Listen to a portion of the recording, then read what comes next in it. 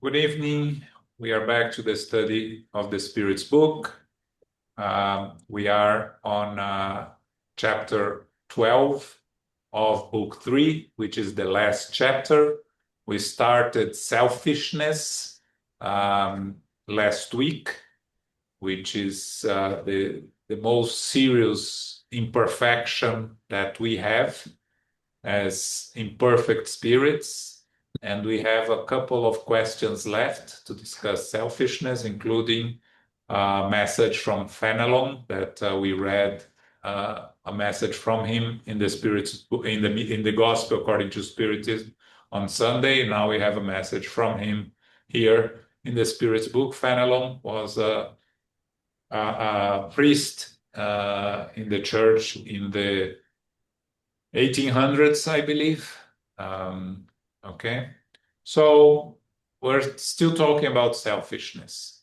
We saw in the last question how the Spirit tells us there are spirits that purifying themselves through successive lives were able to shed their selfishness and other impurities, and talks about that there are those around us on earth more than we think, but that they are not well known because the virtue does not seek to bask in the spotlight. And they finalize saying, if one individual like this exists, why not 10? And if there are 10, why not 1,000?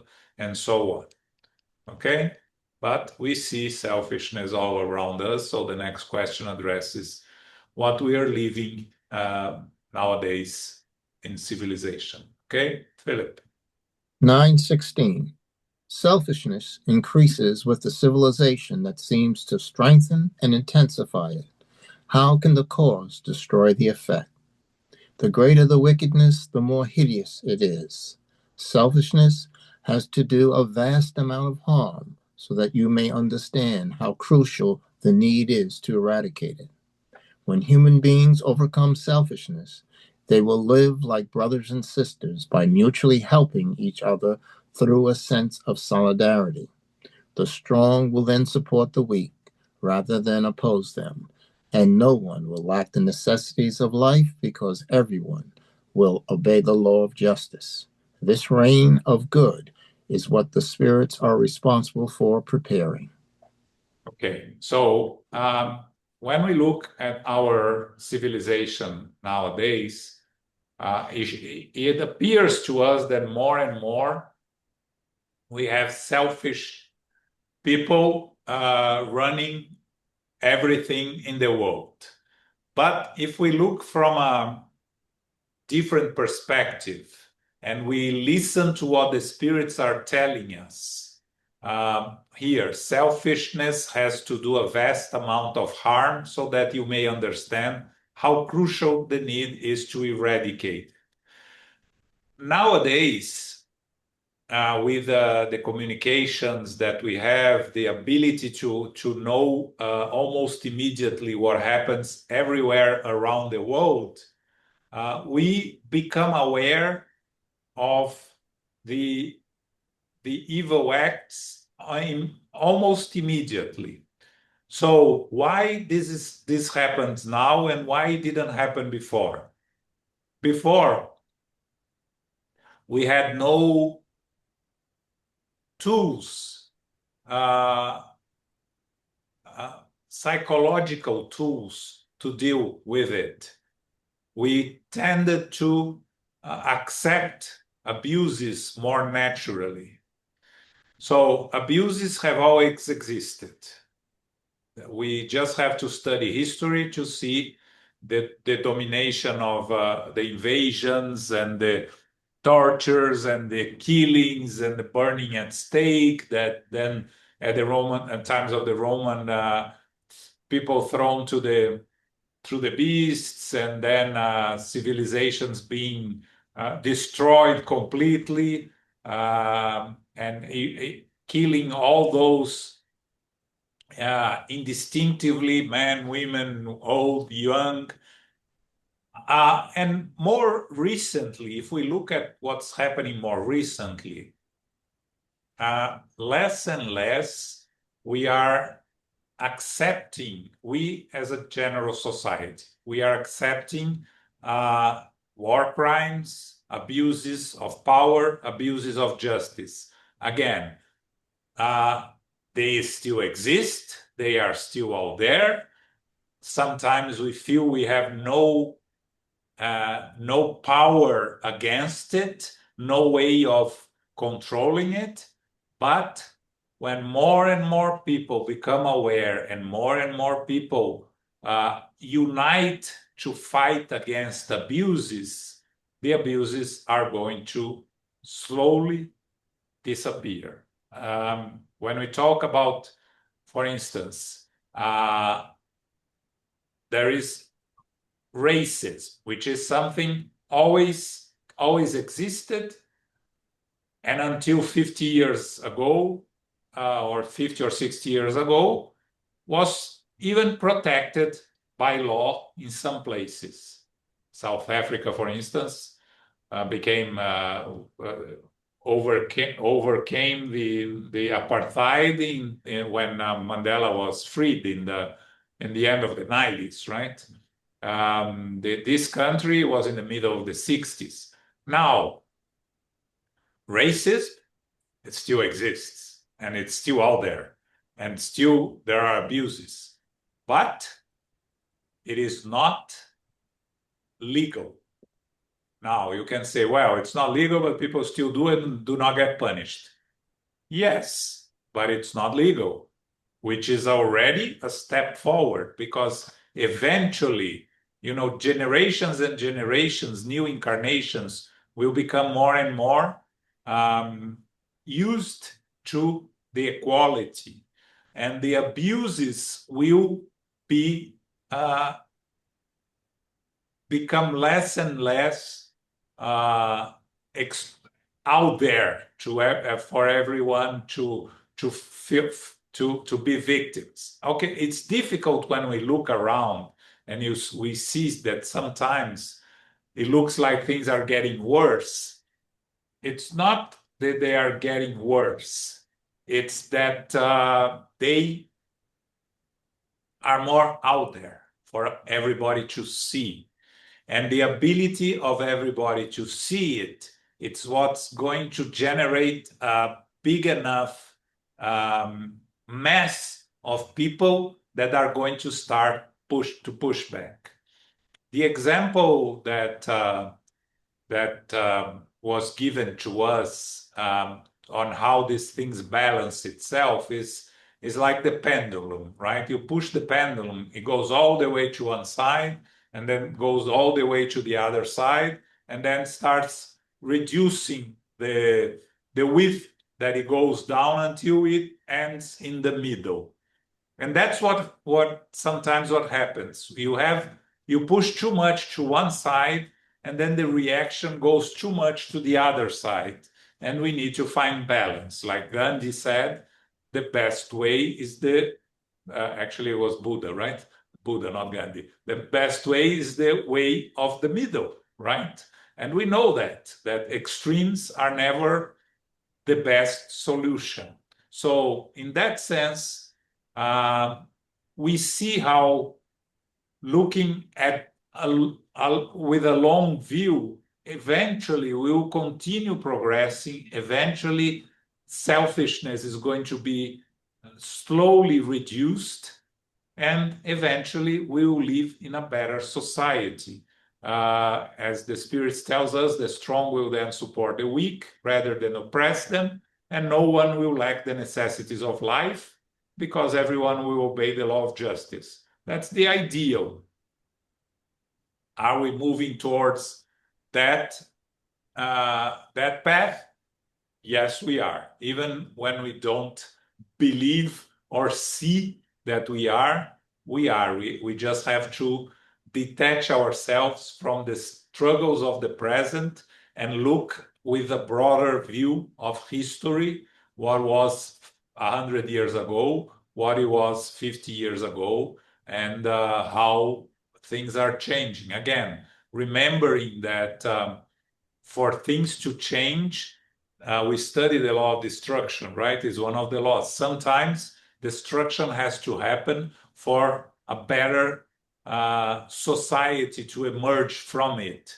And always keeping in mind that we are eternal spirits. So any and all damage we do to the physical world, we will survive. We will face the consequences. Everyone that is causing damage and has caused damage and is going to cause damage, that is being selfish, that thinking about themselves before everyone else, first, second, third, and then if there is enough time, they may think about their family, and maybe then they will think about others, but unlikely. Uh, they are going to have to face the consequences. We all have to face the consequences. So things are changing. Are we going to be able to see a big change in this lifetime? Unlikely, because change happens slowly. But we are seeing changes, right? For those that are a little bit older, we lived in a time when there were a lot of legal inequalities in this country that are no longer legal. They are just inequalities that we are still struggling to find a solution for them. And there are several problems that we have to face. But we are moving forward, meaning selfishness is decreasing, the interest in helping others is increasing, and we are moving forward. Okay? Questions, comments here? So now the answer from Fenelon. 917. How can we overcome selfishness? Of all human imperfections, selfishness is the most difficult to uproot. It is influenced by matter from which human beings, still too close to their origin, have not yet been able to break loose, as human laws, society, and education all support it. Selfishness will be gradually weakened as your moral life gains dominance over your material life through the knowledge that Spiritism gives you regarding the reality of your future life, stripped of allegories and metaphors. When Spiritism is properly understood and identified with beliefs and habits of humankind, it will transform all your customs, traditions, and social relationships. Selfishness is based on the importance you attribute to your own personality. Spiritism makes you look at everything from such an elevated standpoint that all sense of individuality is lost in confronting this immensity. Spiritism battles selfishness by destroying self importance and revealing its true nature. Human beings often become selfish by experiencing the selfishness of others, which makes them feel the need to put themselves on the defensive. Seeing that others think of themselves and not of you causes you to think of yourself rather than others. Charity and fraternity must become the basis of all social institutions, the legal relations between nations and individuals. Only then will individuals think less of their own personal interests because they will realize that others have thought of them. Humankind will then experience the upright influence of example and contact. Amidst the present deluge of selfishness, considerable virtue is needed for human beings to sacrifice their own interests for the sake of others, and those who make such a sacrifice often receive little gratitude for such restraint. Those who possess this virtue are welcomed into the kingdom of heaven with open arms, while those who have thought only of themselves will be cast aside on Judgment Day and left to suffer in loneliness. Praiseworthy efforts are being put forward to help advance the progress of humanity. Kind and charitable thoughts are encouraged stimulated and honored now more than at any other time in history. And yet, selfishness continues to plague society. It is a social disease that affects everyone, of which everyone is more or less the victim and should be fought like any other epidemic. To this end, we must emulate the methodology of a skilled physician and begin by tracing the disease to its origin.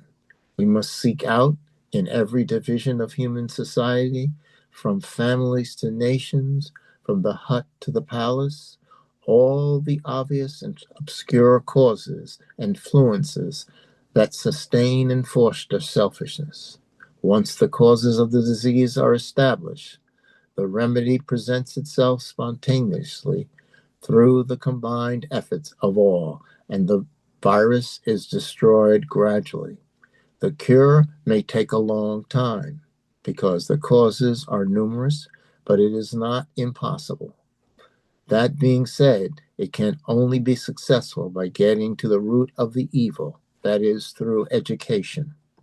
Not the education that aims only to educate people, but the one that also aims to make them moral individuals. Proper education is the key to moral progress. When the art of training and the moral nature of human beings is as easily understood as the art of training the intellect, a corrupt nature can be straightened out just like a crooked sapling. However, this practice demands a great deal of tact, experience, and profound observation. It is a huge mistake to assume that possessing scientific knowledge alone is enough to enable the teacher to exercise it successfully.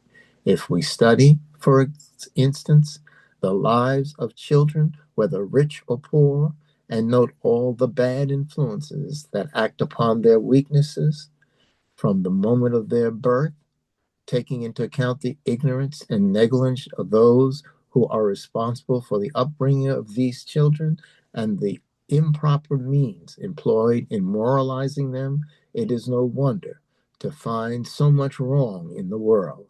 If the same skill and care is given to the training of the moral nature as to that of the intellect, human beings would discover that if there are obstinate natures, there are also, in a greater number than you might think, those who require only the proper cultivation in order to yield good fruit.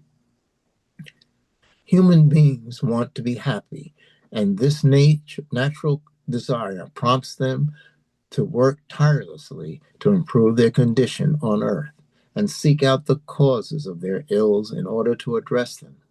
When they understand thoroughly the selfishness stimulates pride, ambition, greed, envy, hatred, and jealousy, and causes constant distress, that it brings trouble to all social relations, provokes conflict, destroys confidence, turns friends into enemies, and forces each individual to remain constantly on the defense against each other, then they will also see that selfishness is incompatible with both happiness and security.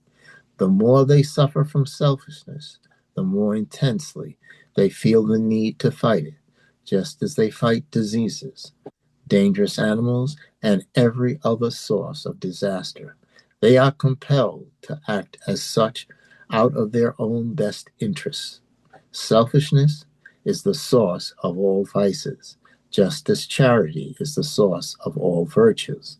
Destroying one while developing the other should be the goal for all those who seek to guarantee happiness in the present life and in the next.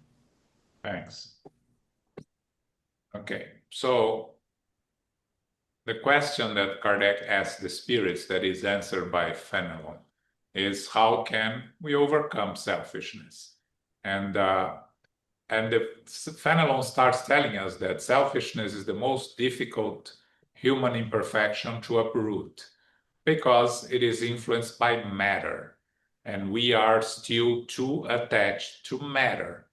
And our rewards in the physical life are very much aligned with being selfish, because we reward those that achieve things in life that are mostly achieved by being selfish, by taking care of their intellectual progress, their knowing of things of the material world. So as the spirits, as Fenelon says here, as human law, society, and education all support it. So our human laws and society, we are educated from very young age in general. And again, there are exceptions always, but we're talking about in general, to put a lot of value on personal gains, on being better than the competition. And this only incentivizes selfishness. We are taught to help others in a much smaller way than we are taught to find ways to get ahead of others in our lives. So it is something that has to change with time. Fenelon tells us when Spiritism is properly understood and identified with beliefs and habits of humankind, it will transform your customs, traditions, and social relations. Because it will, when people fully accept the maxim and fully understands that when Spiritism tells us without charity there is no salvation, what is this phrase that I mentioned many times? Salvation from what? Salvation from whom?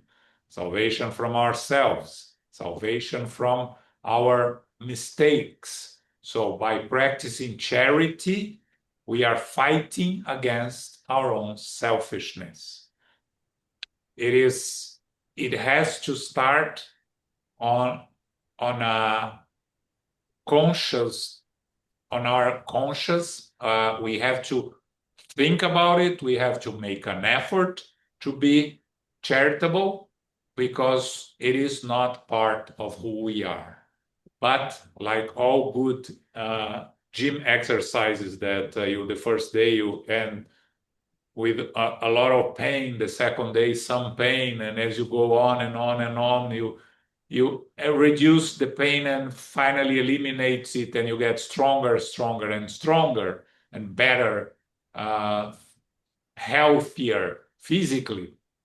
Charity is the same thing. You practice, force yourself to practice every day until it becomes a part of who you are.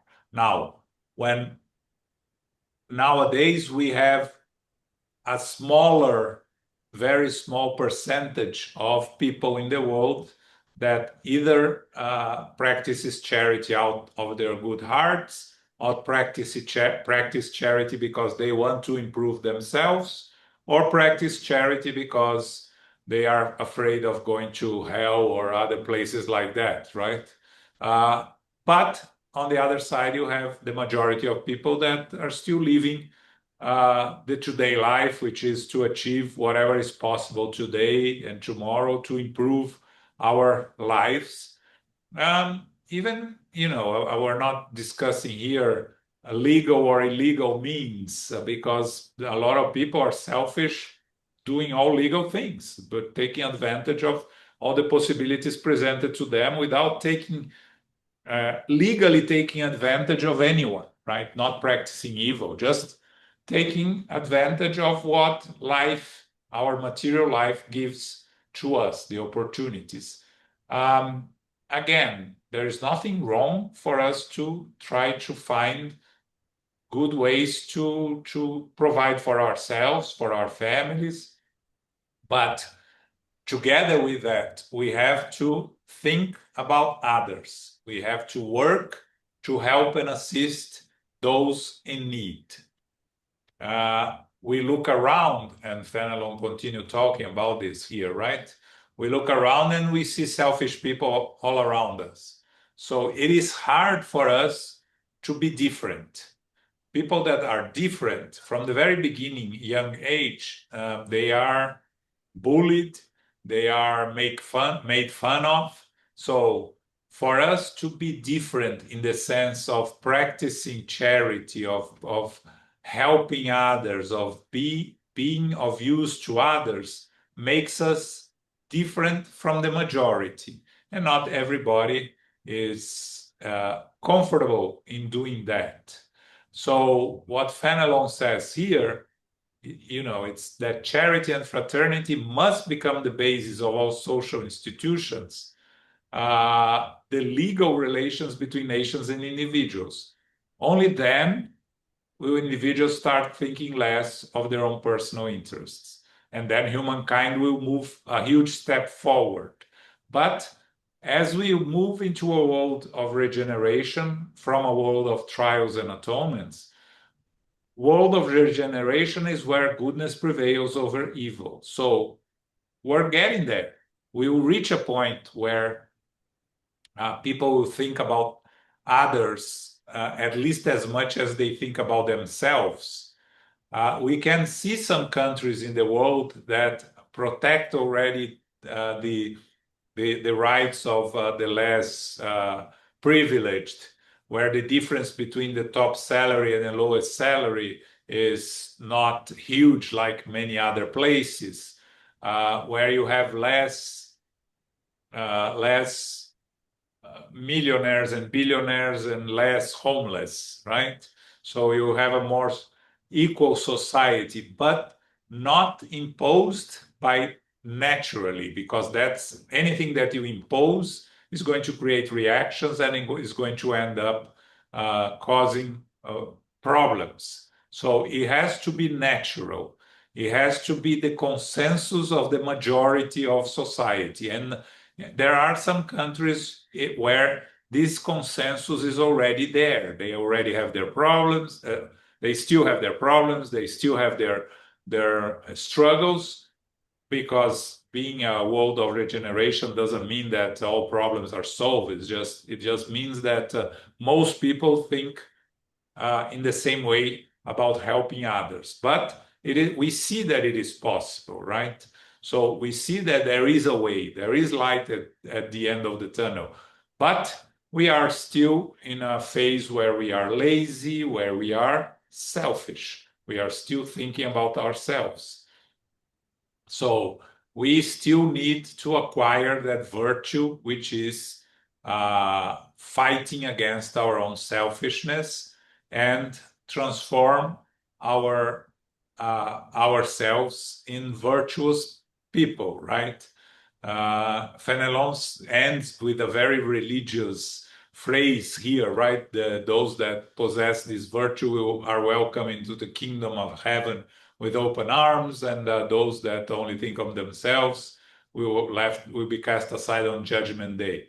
This is very Catholic belief, right, that he had when he was incarnated. So of course he carries some of those beliefs into the spiritual world, and it is a way of saying this, that we will find a better place for ourselves when we have the virtue of being charitable, and when we don't, we have to face Judgment Day, which in the end we all have, which is to face our own conscience. Then Kardec talks about humankind and the efforts that are being put in place already at his time, right, to help advance the progress of humanity. Of course, at the time of Kardec, we had much less equality and justice. Slavery was still present in a large number of countries. The differences and the mistreatment of the lower classes was something a lot more common than it is nowadays. because nowadays it still is, but it's easier in most places to change classes, to become richer, to achieve better positions through different paths that wasn't possible at his time. But what he goes back here, we have to remember Kardec was an educator, was a scholar. So he knew, and he knows very well the importance of education. He says here the cure may take a long time, but it can only be successful by getting the root of the evil, that is through education. But not the education of intellectual people, but also the education that aims to make them moral individuals. So a moral education together with the intellectual education, because what we still have in most schools, we educate the intellect, we do not educate morally the individuals. And nowadays we have a lot of problems even educating the intellect, right? The schools are struggling because they need to evolve with the involvement of society, and they are many of them are still struggling and learning how to deal with our technological evolution, right? But Kardec reminds us that proper education is the key to moral progress. That we need here to train the moral nature of human beings. That by doing that, we can correct individuals, but it needs tact, experience, and profound observation. And he reinforces the notion that scientific knowledge alone is not enough to enable a teacher to exercise it successfully. That it's important that the teacher also has a sense of moral knowledge and be able to pass on to their students, together with the intellectual knowledge, the moral aspects of how to live in society and behave towards their fellow beings and towards those around them. And okay, Danny, when I finish here, I'll ask you. So Kardec says here that it's our natural desire to be happy, right?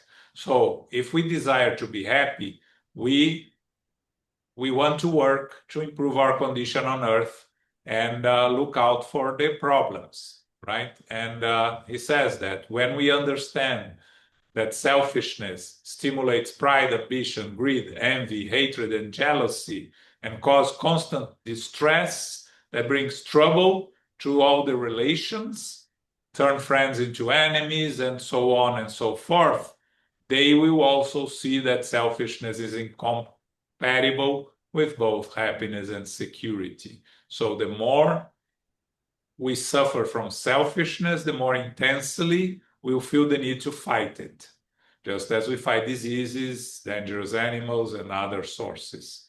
So selfishness, in resume, is the source of all vices, just as charity is the source of all virtues, one the opposite of others. So destroying selfishness while developing charity should be the goal for all those who seek to guarantee happiness in the present life and in the next. Dani.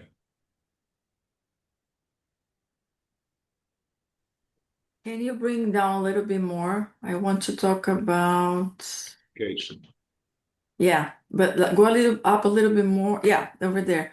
So my reality right now as a teacher is the AI, right? The explosion of the use of artificial intelligence, and what is this doing to a day-to-day dynamic in the classroom.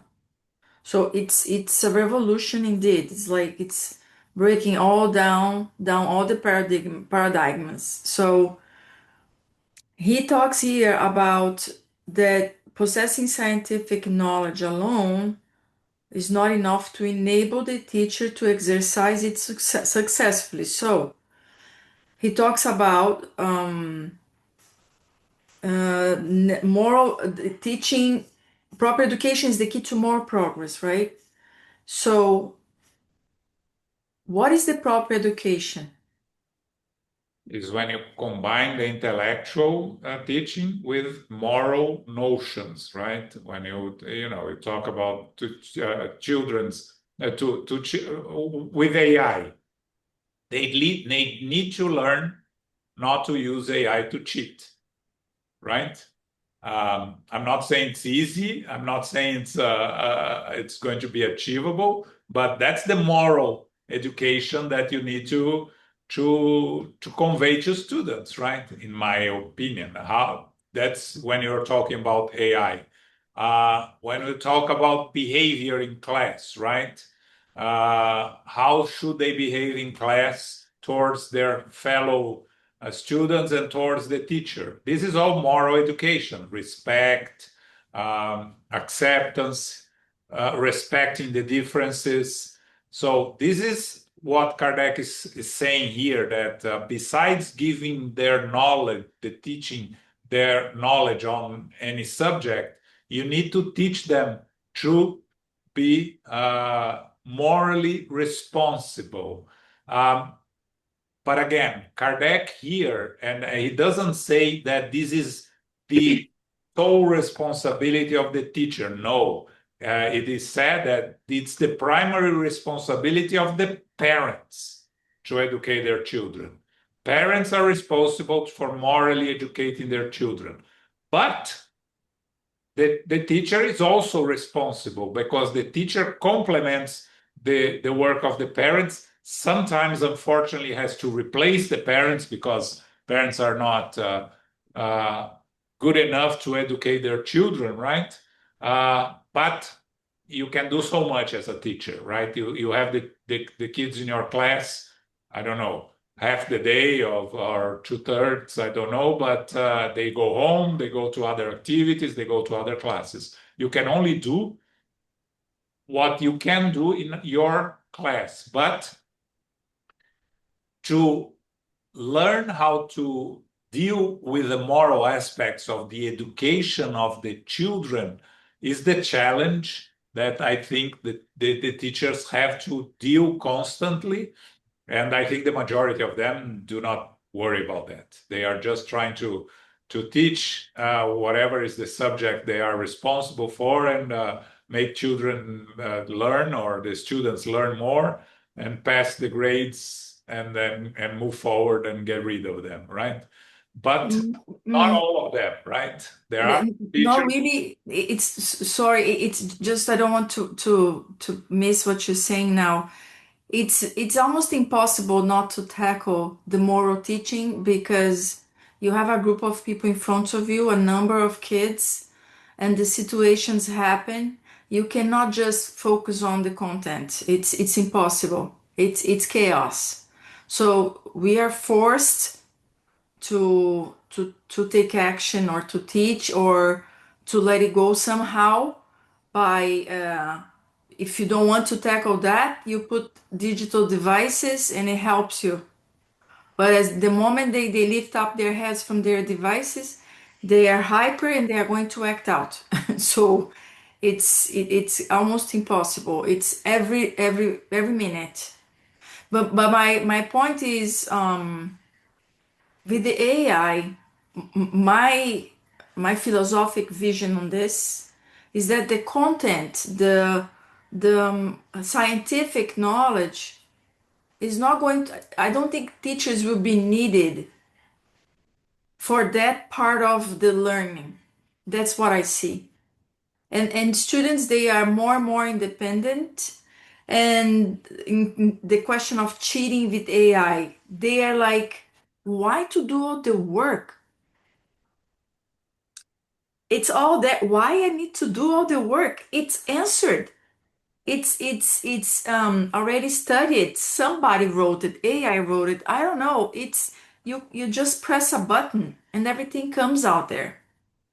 So if I ask them to put a project together in a slideshow, they copy and paste. They don't even know what they're copying and pasting. They're just taken by the visuals, and now AI does that too. So it's really copy and pasting. So he's talking about something here that touches to me in a very daily basis, because with the AI, what's the role of the teacher now? From now, very soon, I think it's going to be completely different. But the moral part needs to be learned at home as well. Yeah. So, what's the role of the teacher? You know, The it's role of the teacher is to educate. How to educate is going to change. You're saying it's going to change. It's going to have to be approached from a different perspective. Yes, but still, teachers will be needed in some other form. But because a student will not learn by just looking at a computer and reading AI, they will need guidance. And the teacher is there to give guidance. What type of guidance is going to change? Yes, and it's going to be different from in 2 years, in 50 years. But what it is going to be, I don't know, you don't know, and because things change fast, right? yeah, it's the role of the teacher in terms of content. I think it's going to be very different. Even the guidance, you can ask AI to guide you. They are calling AI if they feel sad, and ask the AI, what do I do? Because I feel sad and I broke up with my boyfriend. Yeah, I know. So it's deep. But but you will continue to need moral teachings, right? Hmm. Uh, Yeah. that's something that will stay because they are going to get some at home, none at home, some at home, a lot at home, doesn't matter. But they are going to arrive at a class and they are going to have to receive some moral notions on how to deal with their lives, right? And the teachers will be responsible, continue to be responsible for that. So it's just that is it going to be a completely different role? Possible, but we don't know. Yeah, thanks. Okay, so we finished here. Selfishness. Let's read 918 characteristics of a virtuous person. That's from St. Augustine. Later, not this one, the next one. But this one is still Kardec. You are on mute, Philip. Are there signs that indicating that humans have achieved the progress that will raise them in the spirit hierarchy? The elevation of incarnate spirits is demonstrated by the compliance of all their actions in the physical life with God's law and by their understanding of spiritual life. Truly virtuous individuals are those who practice the law of justice, love, and charity in their present form, purest form. If people question their consciences in regard to their actions, they will ask themselves whether they have violated the law or done anything wrong, whether they have done all the good in their power, whether no one has reason to complain about them, and whether they have done to others everything they would wish others to do to them. When people are overwhelmed by feelings of charity and kindness for all, they do good for the sake of doing good without looking for a reward, and they sacrifice their interests for justice. They are kind, compassionate, and humane to all because they view everyone as their brothers and sisters, regardless of race or creed.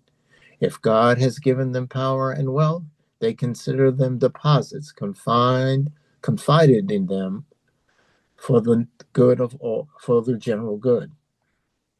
They are not arrogant because they know that God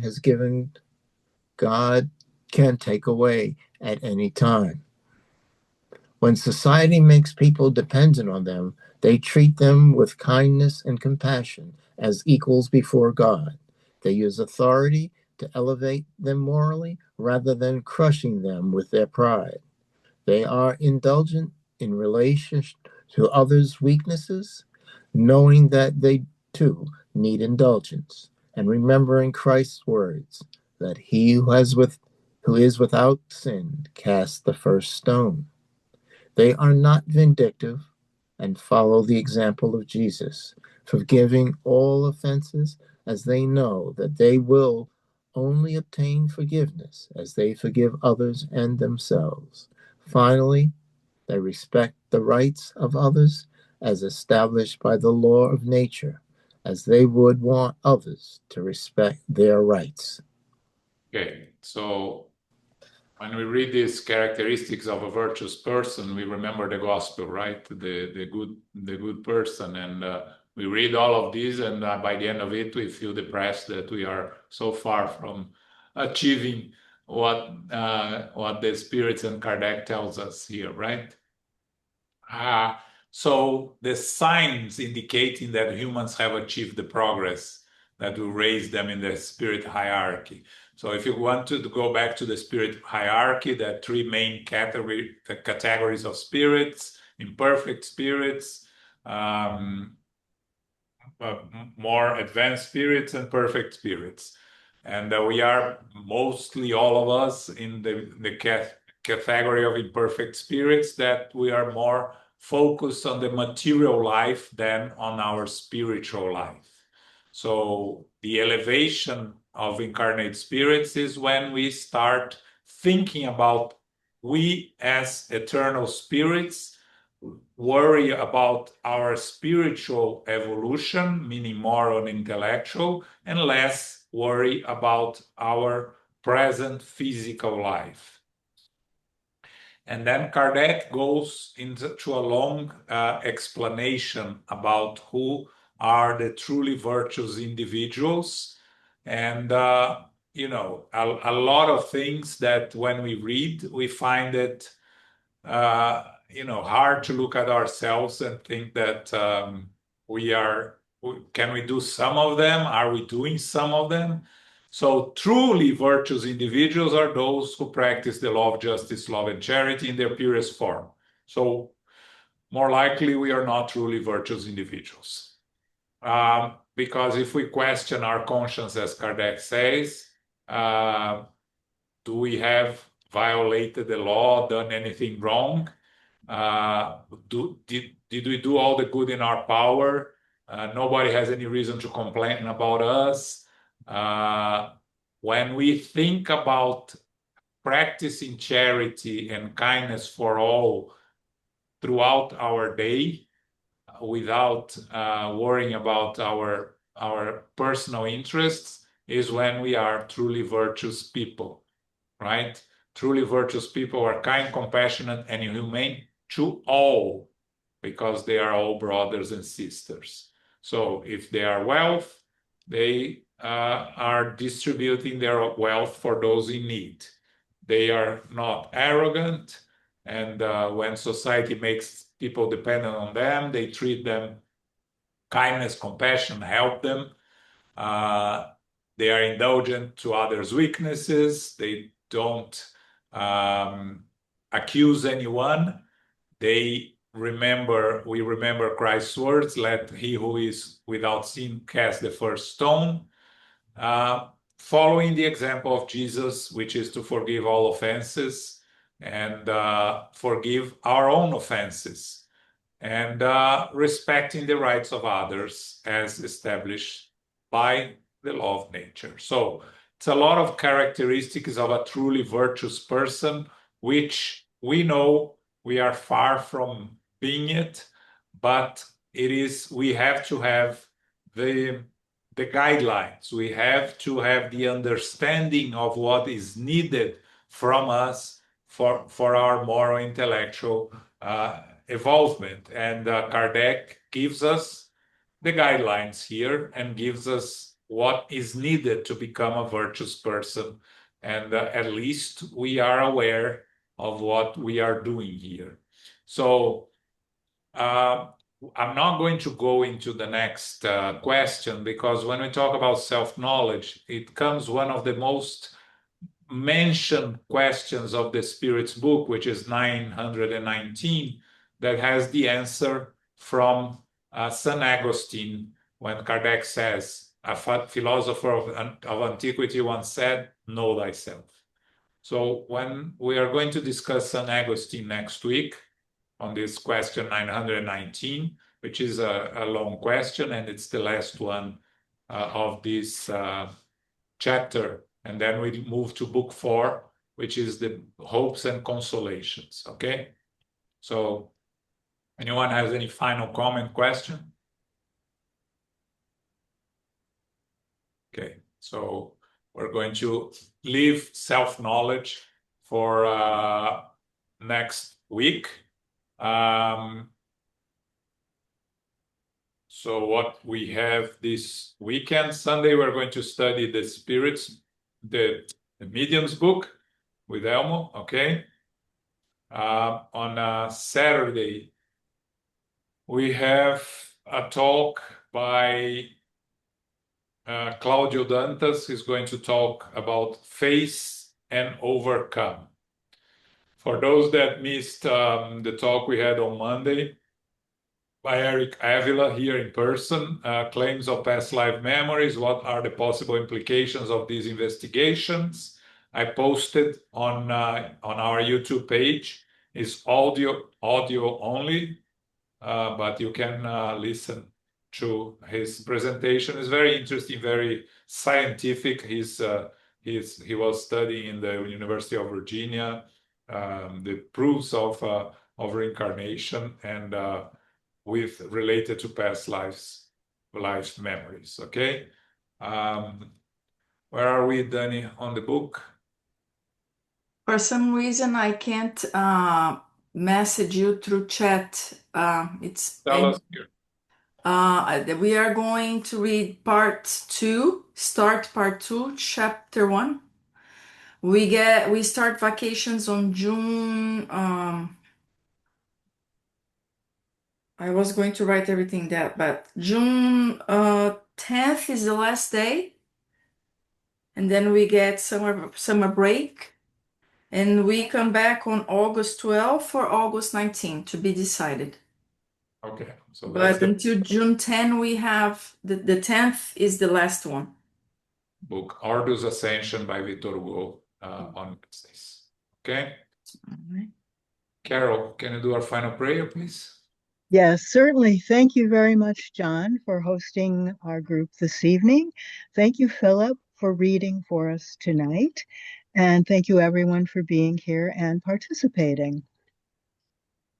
Infinite Creator and Divine Providence, we give thanks to be together for our studies of the Spirit's Book, Book 3, Chapter 12. Our topics are selfishness and characteristics of a virtuous person.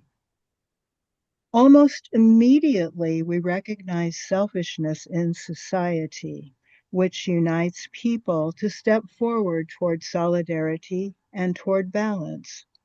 Extremes are not solutions. We are moving toward the middle way through change. We are eternal spirits that are progressing, and the human laws are evolving through education of our individuals and populations as to the sources of virtues and practicing charity consciously. Selfishness is the source of all vices. Moral responsibility can be established by the family and enhanced by teachers who will give guidance in a rapidly changing world. Virtuous people are kind, compassionate, and humane to all. They practice justice, love, and charity, which is the golden rule, and the teachings of the Master Jesus, which indicates benevolence, indulgence, and forgiveness. We give thanks to the spiritual benefactors and the good spirits for guiding and inspiring us this evening. May we receive the love, light, and peace of Christ within us, and for our loved ones, our teachers, our directors, our counselors, our mediums, our workers, and all of our participants. We pray for inner peace, and especially now for world peace, and for those who are suffering in the physical and spiritual worlds. We pray for our center, SGNY, and all Spiritus centers throughout the world, that they may grow, prosper, expand, and be protected throughout the day and throughout the night. As we close, we humbly ask for safety and protection as we return to our family, our friends, our loved ones, and our co-workers. And as we close, may we go forth now as beacons of love, of light, of peace, of service, and charity, which is love in action. May peace and love prevail. So be it.